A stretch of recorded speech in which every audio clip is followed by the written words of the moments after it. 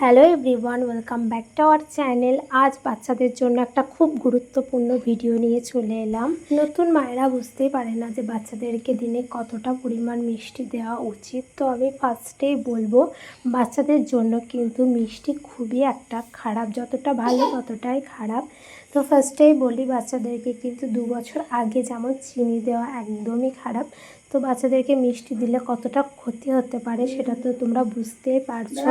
তো প্রথমেই বলি, বাচ্চাদেরকে মিষ্টি দিলে কিন্তু একদম ওজন বেড়ে যাওয়ার সম্ভাবনা বেশি থাকে।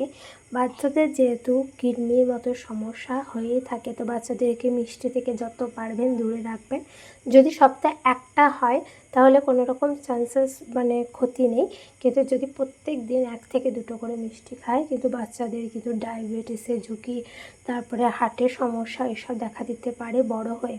কিন্তু প্রথমে ভাববেন হয়তো যে বাচ্চাদেরকে মিষ্টি জাতীয় জিনিস দিলে হয়তো ওজন বাড়ে, এই ভয়ে হয়তো বা এই খুশিতে হয়তো অনেক মা বাবারাই মিষ্টি দিয়ে থাকে। কিন্তু আমি বলবো বাচ্চাদেরকে একদম মিষ্টি থেকে দূরে রাখবেন, যতটা ভালো হবে। দরকার হলে আপনারা ডাক্তারের সাথে পরামর্শ করে নেবেন।